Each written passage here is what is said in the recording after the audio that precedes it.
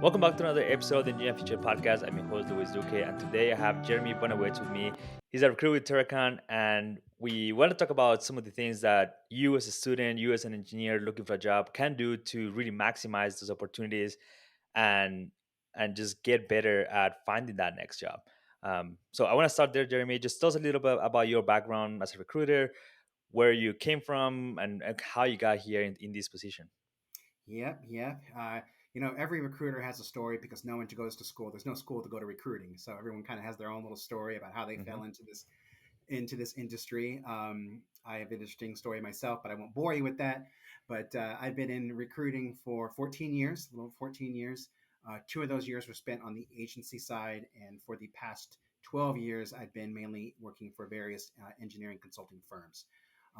As I just said before, I currently work for Terracon right now as a senior recruiter for their central operating group. We focus mainly on geotechnical engineers, material testing, personnel, facilities, and environmental professionals across Hmm. the nation.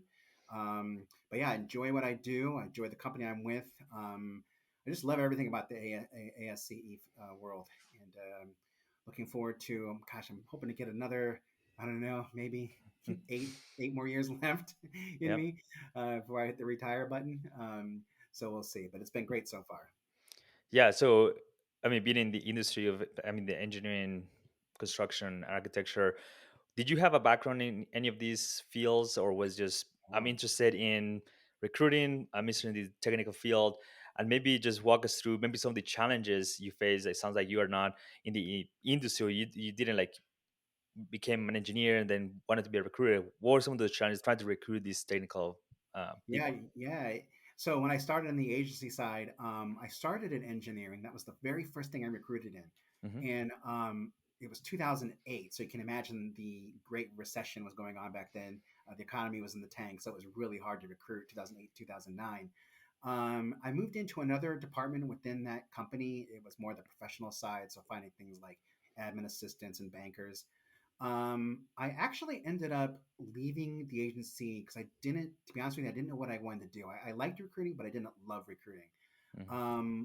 Then a senior recruiter at the agency I was working at said, "Hey, look, you might want to try corporate recruiting. This is a different vibe."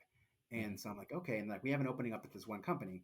So I interviewed and got the job, and that's where things start to really click a little bit more. The corporate side of recruiting for the company that Hmm. you're working for instead of being that third party agency side. So it was just you had kind of had to learn as you talk to hiring managers and the business.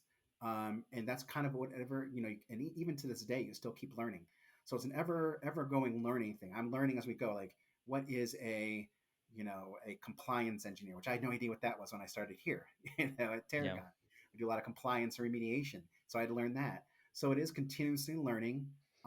It's networking as well. I still surround myself with a great group of individuals who have been around the industry for a while. So if I ever have some type of technical question, I can always reach out to them and be like, hey, what does this mean? Or what do they do? Can you explain this a little bit more in depth? So I'm always a big believer in surround yourself with great people around you who can help you as well. Yeah, and I think a great way to do that is just through social media. I mean, I know you're very active on LinkedIn and other platforms. I usually get maybe a handful of requests from recruiters every week. I want to Mhm. get your thought on what to do if you are someone that is trying to find a job. You get these messages on LinkedIn, and I mean, you know the saying, it's always too good to be true when people reach out to you to offer you a job. But I mean, I know a lot of people that have had amazing jobs from recruiters reaching out to them on LinkedIn because they are sharing what they're doing. They're doing great Yeah. things in the industry. I want to hear your thoughts on kind of that approach and what the engineer or the student that gets those messages can do and maybe filter the low quality ones and really pursue the ones that are for sure legit and true. Yep. Yep. One thing about recruiting, I think depends on, like, for me, there is a difference, to me at least, between the agency recruiter and the in-house recruiter, the corporate Hmm. recruiter. But you obviously want to do your due diligence and make sure it is a legit, position, that it's a company you want to work for. Recruiters are pretty tenacious in trying to reach out to somebody. Hmm. We have 101 ways that we could probably reach out to you. whether it be by phone, email, text. I mean, I can think of 5 ways I could reach out to somebody, just other than LinkedIn. Right. But if you're not interested, just let them know. I think that's the biggest thing. Um, to me, it just shows that it's just common courtesy instead of just ignoring the recruiter. You just say, "Hey, look, I'm really flattered by this," and I get it all the time. In recruiting, you have to have thick skin, which I've built up over the course of years, and you also have to learn how to say how to take no because you get a lot Yeah. of rejection. Believe me. So for that student one, if you're not interested, just say no off the bat. Hey, thank you for this. But if you are, say, "Hey, I'd be very interested in talking to you. Let's set up a time to talk, etc." Um, I'd like to hear what you have to say. But it's all about being personable and building a relationship, whether it be at the moment or down the road, because you never know when you're going to come into contact with that person again. You know. I think this is a great mindset to have, not only when you're talking to recruiters, but I think when you're talking with companies as well. Mhm. Even if you're not going through a recruiter, the job that I have right now was kind of a similar situation where I was trying to get the job for different timing situations. I wasn't able to get the job. They ended up hiring someone else with more experience that already had worked for them. It just made sense at the time, and they sent me an email 4 or 5 months after that saying that they were open to new opportunities now. But I already had a job, so I said like, here I have a job right now. This is not the time. I want to say a year after that, this company ended up closing down. So I was out of job. I reached out to this company within 24 hours. I already have a job offer. So the value of just having those connections, no burning Mhm. bridges, and just being polite. I think that's kind of the main point. Right. It's sometimes you may be having a tough day, you may be tired, maybe overwhelmed with messages on your LinkedIn, and then you get that one recruiter that just have a long message, just keeps insisting, but just say no and move on. LinkedIn, I think, has a one button that says no, I'm not interested right now. I just click that and then move on. Yes. Yep. Yep. Exactly. I will say that I tell a lot of not a lot, but when I had that person on the fence, or for me at least, when I had Hmm. some kind of good rapport or something like that, I always tell people, and even Yeah. when I've given presentations, I say, look, it never hurts to have the conversation. It never hurts, because what's the worst going to happen? What's 10 minutes of your life? How is that going to affect? How is that conversation going to damage it? It's like 10 minutes could be another 20,000 on your salary. If you look at it. So I say never discount it quickly. But if it's really not, I mean, if it's like a geotechnical engineer Yeah. and you're like a electrical engineer, yeah, of Yeah, course, absolutely. I think that don't that's totally true. don't look at it. Let's talk about some of the things that young engineers can do to really make themselves a great candidate when they're trying to find a job. Starting from a resume and just kind of walk us through Yeah, what you're looking for when you're first reaching out to engineers and ultimately bringing them into the process. yeah. I always, in presentations I've done in the past, tell them to utilize every resource and tool available to you when you're looking for that next opportunity. Hey, LinkedIn's great. We all love LinkedIn. It's the powerhouse. It's the blue demon in the room. Everybody uses it. But there's also things like Monster, Career Builder, things that people maybe forgotten. There's Indeed, which is, believe it or not, I mean, it's the largest one of all. There is ZipRecruiter. So make sure that your resume goes on a variety of different websites, or resume platforms. Not just don't rely on one. And even within LinkedIn, um, utilize those LinkedIn groups. I always tell people those things are kind of forgotten. Utilize those LinkedIn groups. You can join up to 100 LinkedIn groups, I believe you're capped at. So join 100 of them and start making yourself known presence on those LinkedIn groups. Be involved in conversations. Ask around. Hey, I'm so and so. I might be looking for a new job in the whatever field. Does anybody out there know anybody? Or sometime that way you can network through those LinkedIn groups as well. Professors, utilize those professors as much as possible. Um, reach out to recruiters at companies like mine. Say, introduce yourself. That's how actually I got my job, my second recruiting job, is I just reached out to every recruiter in that company because I knew I wanted to work there, and I hit it and jackpot, and I got an interview, got the offer. So you just never know if you just email just people, recruiters at different agencies. Um, you don't want to be overbearing, but we want to say, hey, I'm so and so. I'm looking for a job. I've heard about your company. I heard it's really good. I'd be interested in opportunities, etc. Um, but also on the same turn, you want to look for those opportunities on their job board first, I guess, because one thing as a recruiter, one thing that can be a downer is if and I've gotten a lot of these, and it's kind of one of those things where I'm like, oh, don't you look at our website where it's like, hey, I'm so and so, I'm reaching out to see if you have any opportunities for me at this time. Well, that just shows me kind of, you're not really doing your due diligence. Why don't you go to our website? Well, are you located in Colorado? Go look what we have in Colorado. Then get back to me and say I didn't see anything now, but I'd really be interested in something open down the road, etc. But don't ask me to do the work for you. That's not, that to me, it's kind of lazy in some ways. So just make sure that you are looking at their website to make sure that they might have a job open for you at the time. So again, utilize everything in your network. Join groups like I just talked about. I go to ASCE events. I've been to WST events, Women in Transportation, ACI events. Utilize those events. Go to those youth, young members, professional groups, coffees, happy hours, etc. And mingle, network. You want to be the true extrovert to get your name out there. Um, as far as just some interesting things, like Indeed, I believe last year said that employers, recruiters, we really look at a resume for 6 to 7 seconds before we make a decision on a resume. And I can probably say that's pretty much true. I scan the top. Okay, where are you located? That's the biggest thing. Where are you located? Kansas, the roles in Kansas, and you're in Washington, get a little nervous. Um, so, and then we kind of screen the whole resume. But yeah, it's about right. 6 to 7 seconds per resume. Proofread your resume. Gosh, you don't want any spelling errors. I've seen hiring managers discount a resume because they had one or two punctuation or grammatical errors. It's okay to add relevant classes and internships. I would definitely agree with that. Um, Add relevant classes or any internships or co-ops you've had. Try to keep that GPA above 3.0. It just looks a little bit better to the hiring manager. Over the years, I've heard hiring managers say, look, 3.0 is it. That's where we kind of draw the line. Um, Adding an EIT is also a big thing. And I will say, I always give this tip.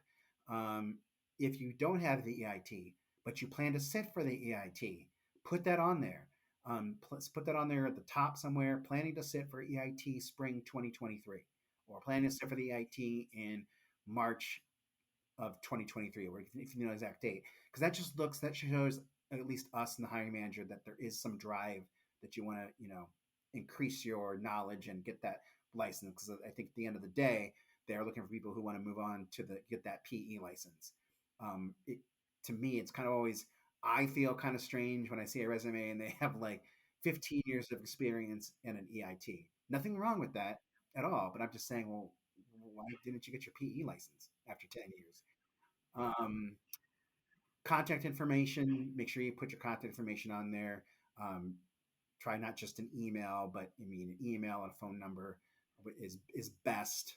Um, Watch the flow of the resume. Some people like right to left. I like to see it's just easier on the eyes to look chronologically down. So, your objective at the top, and then your your education at the bottom, type of thing, or maybe at the top, I guess. But then you go in chronological order down where you are now, and then where you've been in the past.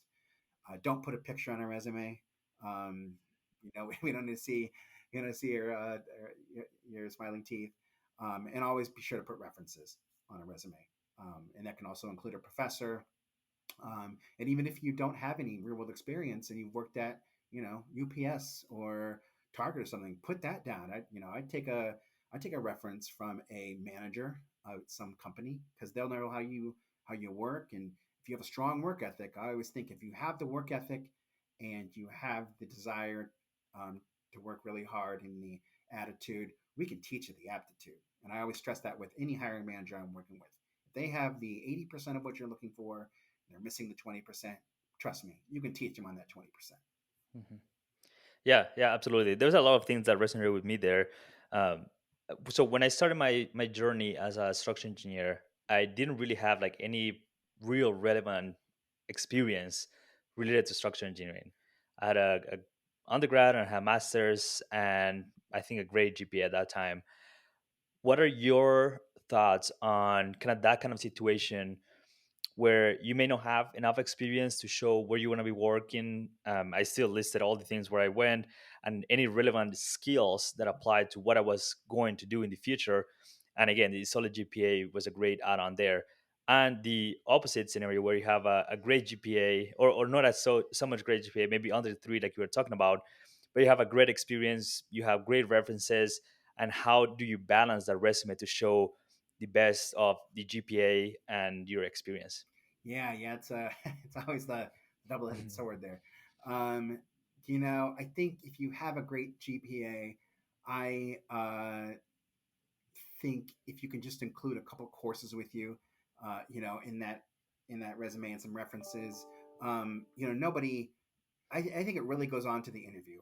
That's going to mhm, be because if I can phone screen you and be like, hey, if I can ask the questions and you get back to me, and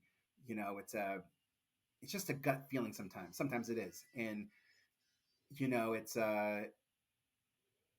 if I feel or I can say, hey, look, Mr. and Mrs. Manager, I think you should really interview this person because they have the motivation to do this job.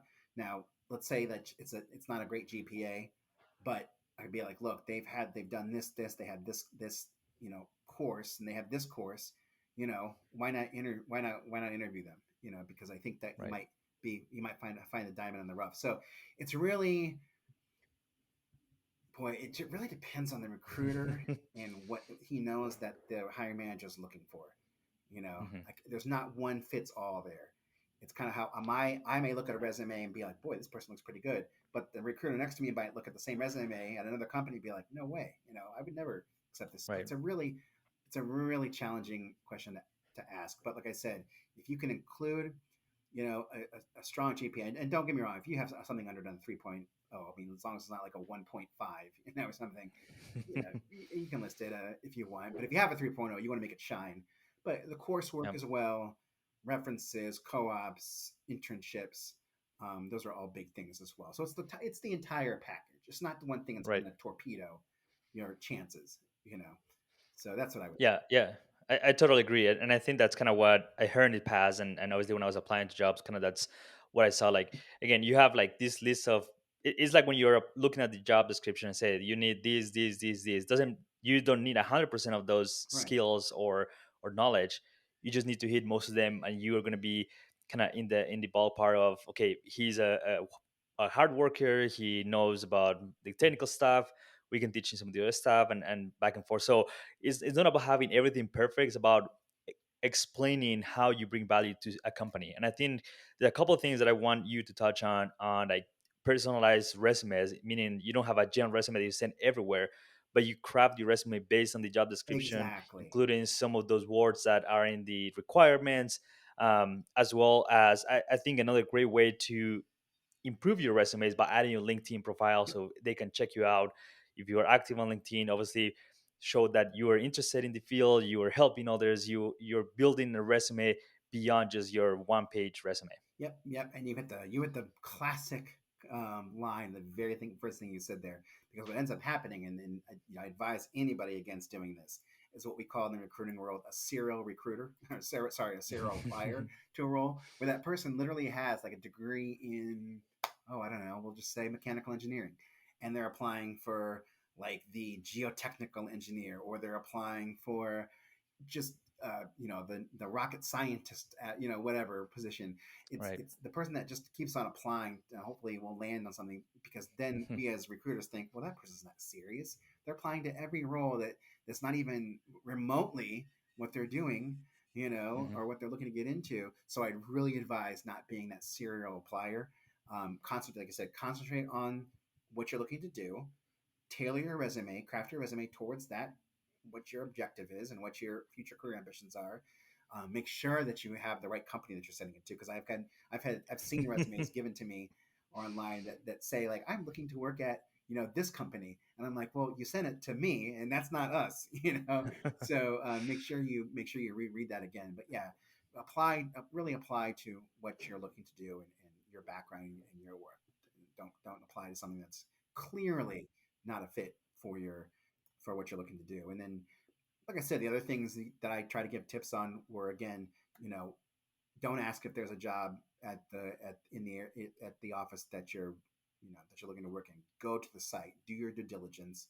Um, Network, again, happy hours is a good thing. And I always stress to them, don't give up. I know I've been there. I've been there where, you think nothing's going to happen, and you think that you're not going to get the job, but be persistent, but don't be over persistent. But don't give up. Keep networking, because something will land. We've all been there. I Between two jobs, I was looking years ago, and I was like, man, this is kind of sucks. But I went to the library every day, looking, and applied, and through my network was able to get something. Um, but yeah, perseverance. It's a big key word here for kids coming out of school now. Just stick with it.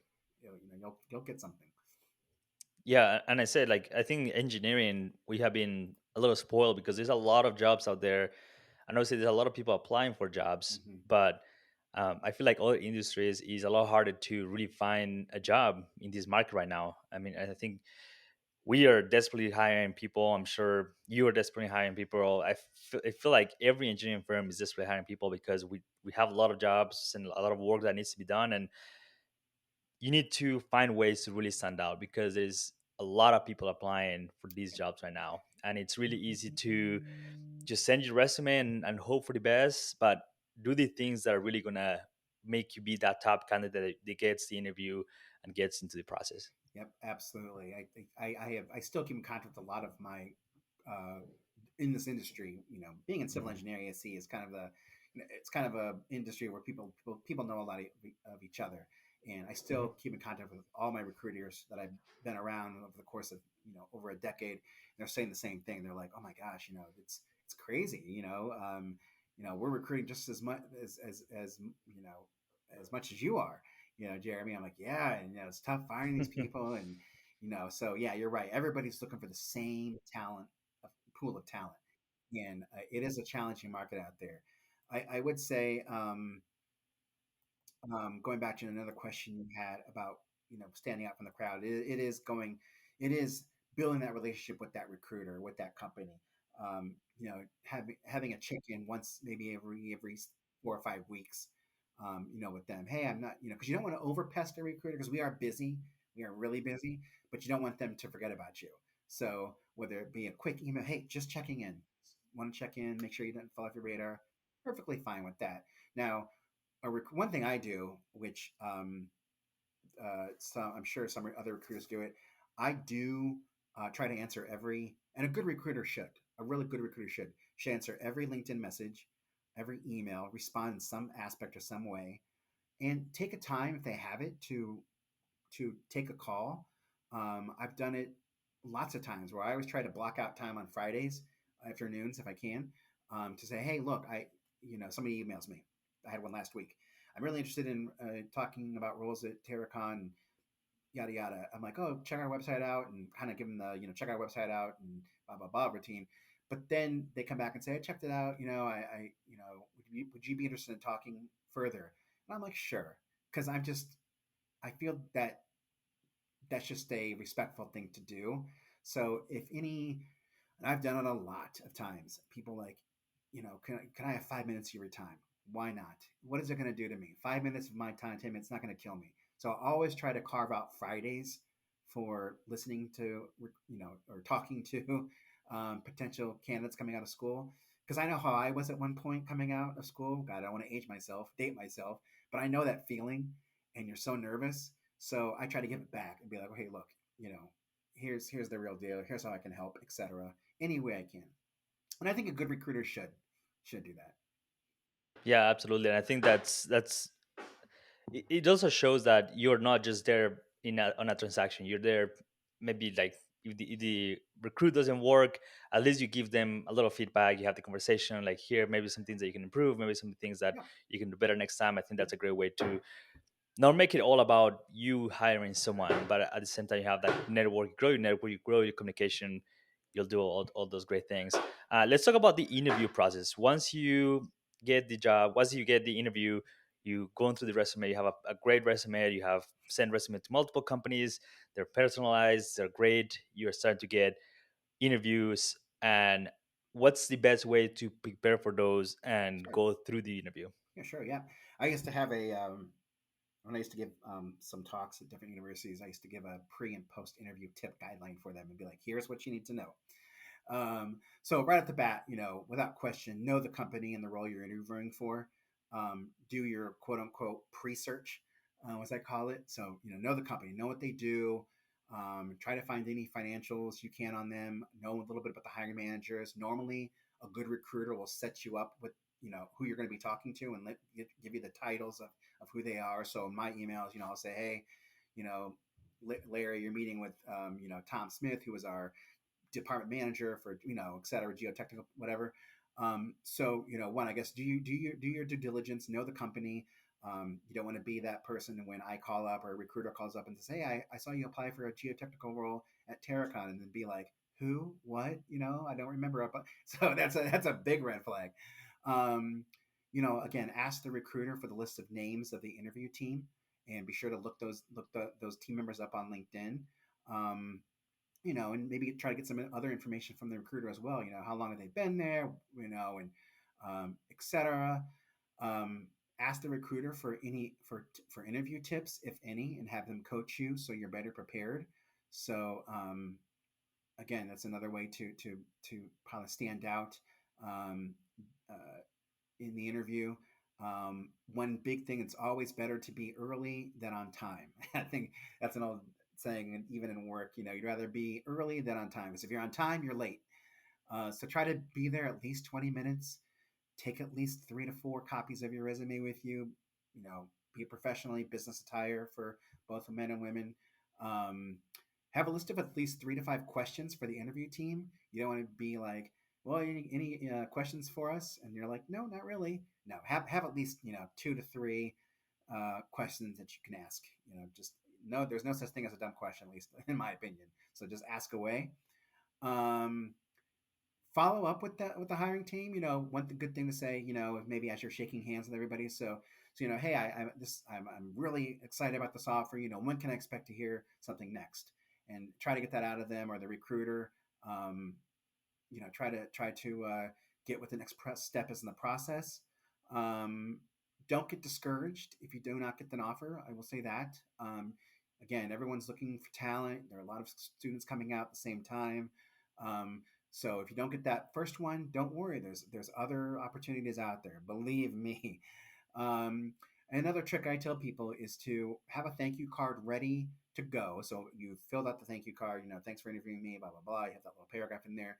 You seal it up. Give that to the receptionist on your way out after the interview, so she can take it to them right away. That just shows to me, and I've done that before, is you're ahead of the curve. Why other people, and I think that's kind of a lost art. I think the thank you card is really kind of a lost thing that, at least I think, that people don't do much anymore. It's kind of a maybe more or less an email, thank you, blah blah blah, or something other than that. But I think a thank you card is really can kind of really go a long way, because that the senior engineers, those who are making the decisions, they grew up in that era. I think a lot of them did, of the thank you card. So that's another little trick too. So take one with you on your way to interview. Give it to the receptionist. Have her give it to you as you're to them as you're walking out the door. Boom, that'll stick in their mind. Oh yeah, it's awesome. He gave me a thank you card. I remember that. I like that advice. I like that advice a lot. I mean, I'm one that likes to follow up, obviously via email in the past, but I never tried the that just having a physical card. And it means a lot more when you have that card and it's more intentional. It's handwritten, and it's for that person. You didn't write it for someone else. Mm-hmm. So I really really like that advice. Mm-hmm. Works. Do you have any last advice for anyone that is trying to find a job now in terms of crafting a resume, cover letter versus no cover letter, Yeah, cover interview letters. process, just anything that comes to mind? Yeah, no, that's always a good one too. I've had that in presentations. Cover letter.